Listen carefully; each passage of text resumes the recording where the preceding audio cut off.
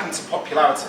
But this really damaged the growth of this new wonderful firewater that we used to call it, right? This is where one other man starts to appear in our story, and we know him as Jose Cuervo, right? Jose was the youngest of a couple of sons in the Cuervo family. They were originally Spanish. They arrived into the state of Jalisco, just a little off-center from the middle of Mexico. And they settled in a really lovely little town, my favorite place in the world. It's called Tequila. Jose Cuervo grew up falling in love with the story of agave, the worship that the Aztecs gave to it, and mezcal. And he was gutted that he couldn't taste it. And in secret, Jose went up to the local fields. We call those fields Tequila Valley. And this is where he discovered one unique strain of agave called the blue agave.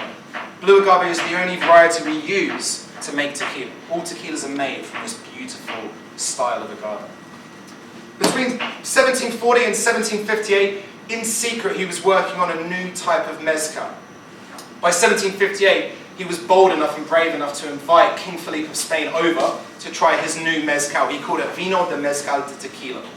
He essentially got the King of Spain absolutely leathered. And by the end of the meeting, the morning after, the King of Spain wrote a letter to Jose saying, I give you permission to start growing and cultivating the agave. He gave him a little plot of land. And on that plot of land, Jose and the family built their first distillery, La Rojina, which is still active and the oldest distillery in all of Latin America today.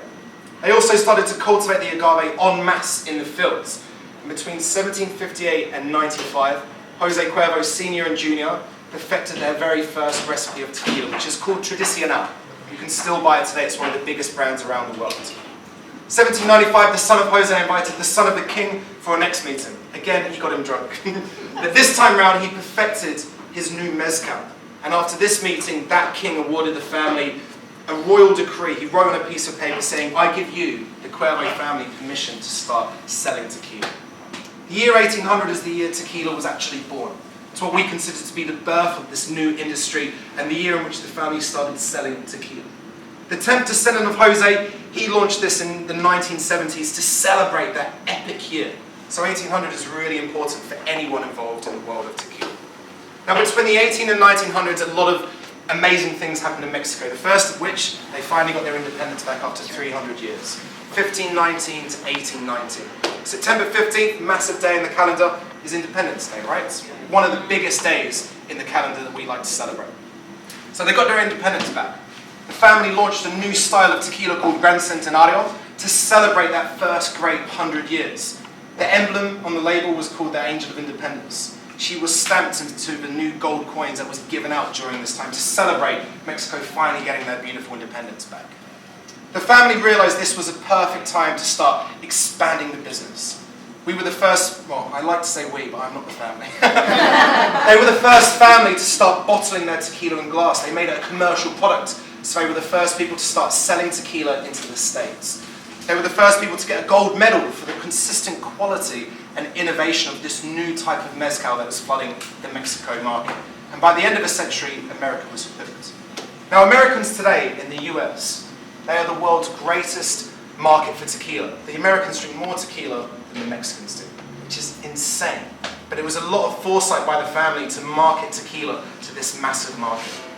Now we're in the 1900s. This is a really quick history lesson, all right? In the 1920s, 30s, we have US prohibition.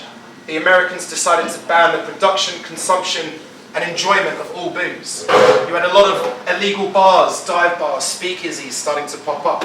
A lot of the cocktails that all of us around this table like to drink come from this really quite strange time in America's history.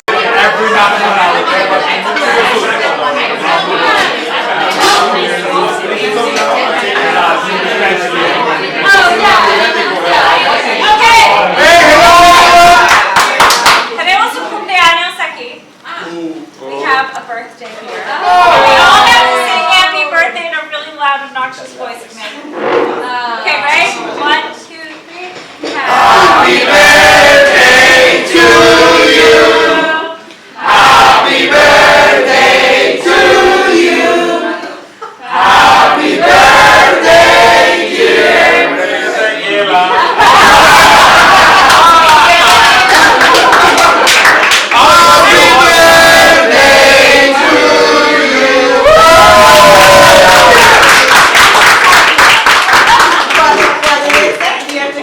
Tequila cuervo. Very cuervo. Sorry, I was thinking at the bottom.